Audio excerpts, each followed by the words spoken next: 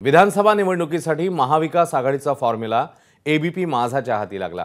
ठाकरेंची शिवसेना आणि काँग्रेस प्रत्येकी 100 जागांवर लढण्याची शक्यता आहे, तर शरद पवारांची राष्ट्रवादी 84 जागा लढण्याच्या तयारीत आहे।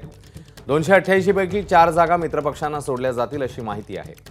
जवळपास 80% जागांवर चर्चा पूर्ण झाल्याचं समजतंय। उद्या महाविकास आघाडीची पुन्हा एकदा बैठक होणार आहे। विदर्भातल्या जागांवर उद्या चर्चा होण्याची शक्यता वर्तवण्यात येते।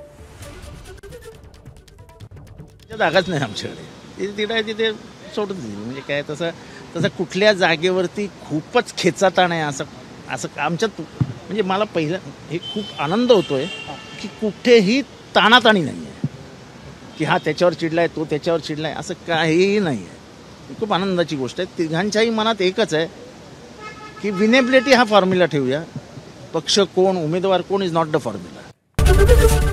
एबीपी माझा, उघडा डोळे बघा नीट।